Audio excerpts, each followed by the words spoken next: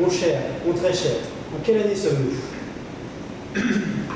Entre moins 3600,57 et moins 686%. Ah déjà, le temps passe si vite. Je me souviens encore de l'époque des plantes spéculatives. Et du manipulatif couplage suboptimal aussi. Ah, le manipulatif couplage suboptimal. Saut moins 5337,725%. C'est terminé depuis si longtemps. Mon cher ami, que dites-vous donc? C'est encore aujourd'hui tout autant en vogue. Mais enfin, votre ministérie, vous imaginez donc cette pratique est enterrée depuis longtemps. Il y a un crime. Vraiment, c'est révoltant. Venant de la part d'une personne de votre attelage tel que vous, le suprême ministre des royaumes du dépôt septentrional, le manipulatif couplage suboptimal appartient au passé, je dirais même, appartient à un musée. Allons, ce n'est point la peine de se discutailler en ce noble royaume dépôt septentrional. Nous avons notre bras, notre garde. Comment il s'appelle déjà? Enfin, notre bras. Oui, voilà. À votre service, monseigneur. Eh bien voilà. Moi et mon patriote, nous sommes lancés dans un débat avec grand engouement, dont seule une aventure de votre part nous permettrait de trouver une réponse satisfaisante. Très bien. Quelle est donc cette mission? Eh bien, nous voudrions que vous exploriez hors des frontières du royaume afin de découvrir si oui ou non le manipulatif couplage suboptimal peut toujours être pratiqué. Très bien, j'y vais de ce pas. Après tant d'années, je vais finalement pouvoir quitter les confins de ce royaume. À moi l'aventure.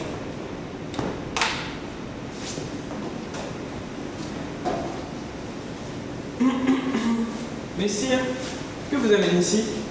Je suis à la recherche du manipulatif couplage suboptimal. Ah, le manipulatif couplage suboptimal, mais c'est facile, c'est tout à fait naturel. Il suffit que vous exploriez un peu et ça viendra tout seul, mon ami. Vraiment? Tout à fait. Montrez-moi simplement votre passeport. Merci. Mais enfin, messire, il y a un problème. Une carabistouille. Qu'est-ce donc? Vous n'existez pas. Comment ça, je n'existe pas? Tout à fait, vous n'existez pas. Bon, ça c'est ridicule, je ne comprends pas, Mais enfin, mon garçon, tenez, donnez-moi votre nom. Alors mon nom c'est difficile, j'ai du mal à retenir les prénoms. D'habitude on m'appelle le garde, ou le maréchal du royaume des plots septentrional. Mais enfin, mon garçon, ce ne sont que des titres, ce ne sont pas des noms, comme Henri, Thomas, Mathieu, Hervé, Benjamin, Thierry, Cyril, Je comprends. Marion. Oui.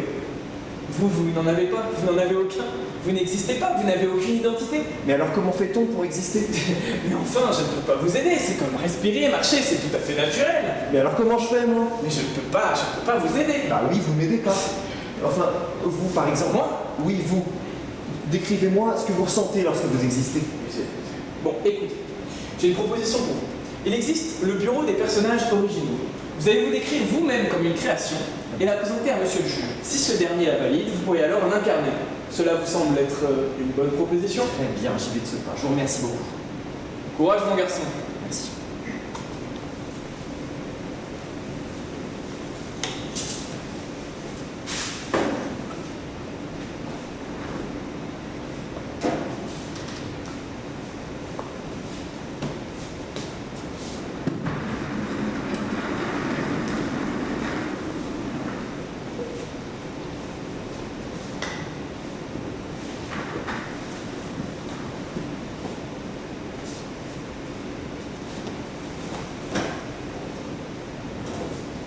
Suivant.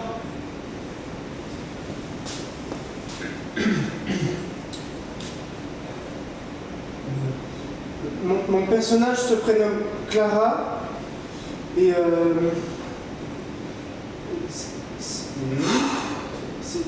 c'est une demoiselle timide, naïve, ce qui l'amènera à faire plusieurs erreurs dans certains de ses choix moraux. Mais elle est forte au combat. C'est une maréchue, hors de ma vue. Bonjour, monsieur le juge. Laissez-moi vous présenter ma chère création. Arthur de Charchafel. C'est un homme beau, fort, charismatique. Donc voilà qui m'a l'air d'être tout à fait basique. Il a un petit défaut, il est un peu alcoolique. Ah, voilà un personnage tout à fait sympathique. Mais sire, vous passez.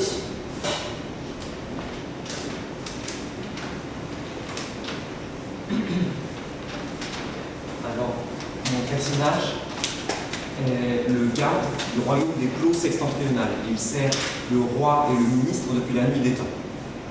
Enfin, monsieur, mais c'est quoi son nom? Alors son nom c'est compliqué, je m'en souviens plus. Les enfants, vous ne faites que laisser des titres, des fonctions.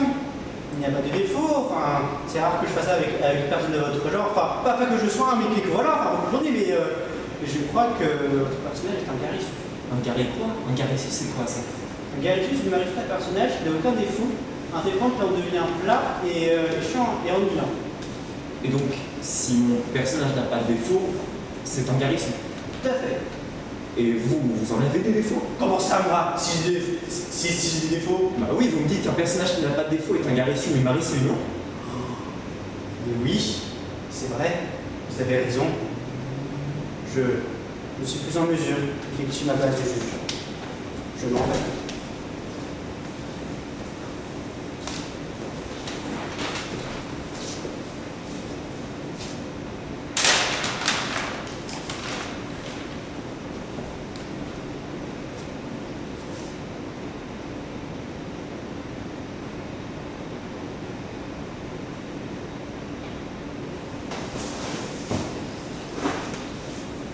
Eh bien, mon brave, vous m'avez l'air bien désorienté. Vous êtes perdu, peut-être? Et effectivement, je suis totalement désorienté. On vient de m'apprendre que je n'existe pas. Et je m'intéresse à la question, et puis le seul remède qui m'a été conseillé s'envole. Alors oui, effectivement, je suis perdu. Oui, en effet, c'est une situation plutôt cocasse, maladroite. Je pourrais peut-être vous donner un indice, une piste. Qu'est-ce donc? Dis-le-moi. Eh bien, dans la vallée des danseurs, il existe le même phénomène que vous, mais inversé. C'est-à-dire que ces personnages dansent avec des morceaux de carton sur lesquels sont dessinés des individus dont ils sont persuadés qu'ils sont réels. Vraiment? Tout à fait. Eh bien, vous n'avez qu'à leur demander, allez les voir, pour savoir, pour avoir des éléments de réponse. Eh bien, je vous remercie, j'y vais de ce pas. Excusez-moi. Avec qui dansez-vous? Avec elle. Et elle, et là, votre question est impolie. Et vous dansez vraiment avec ce morceau de carton-là? Tout à fait. Elle s'appelle Géraldine, elle a 20 ans, elle est née le 11 novembre. Maintenant, écoutez-moi la fête. Mais pourquoi cette personne existe pour vous? Pourquoi ce morceau de carton est une personne? Parce que cela me plaît. Mais pourquoi ce morceau? Qu'est-ce que ces morceaux de carton ont de plus que moi? Pourquoi moi, fait de chair et de sang, ne puis-je pas jouir de l'existence? Pourquoi, de votre jugement, ces simples morceaux de carton ignobles sont de véritables personnes pour vous? Parce que j'en ai décidé ainsi.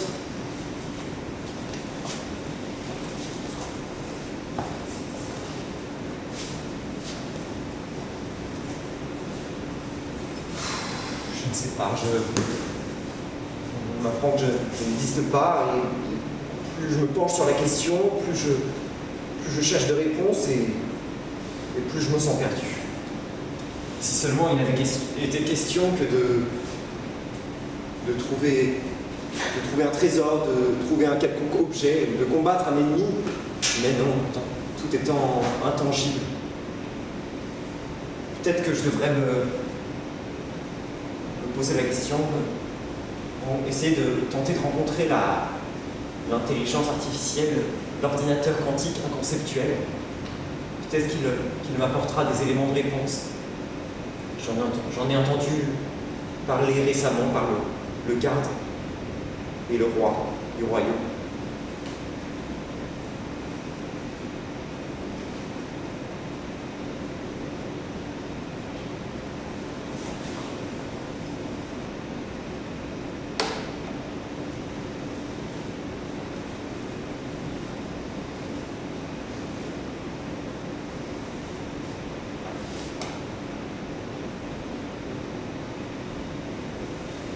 Comment exister? Rechercherez-vous la définition de l'existence selon les philosophes? Rechercherez-vous la définition de l'existence selon le Laos intermatrilinéaire? Non, je veux savoir comment exister. Il semble exister une réponse, mais elle ne sera pas compréhensible pour vous. Qu'importe, révèle-la donc.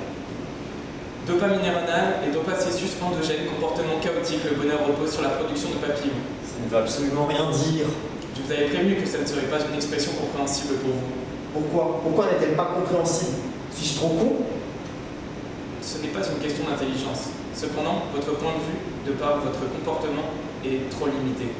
Et pourquoi eux peuvent-ils exister et pas moi? Pourquoi leur point de vue est-il moins limité que moi?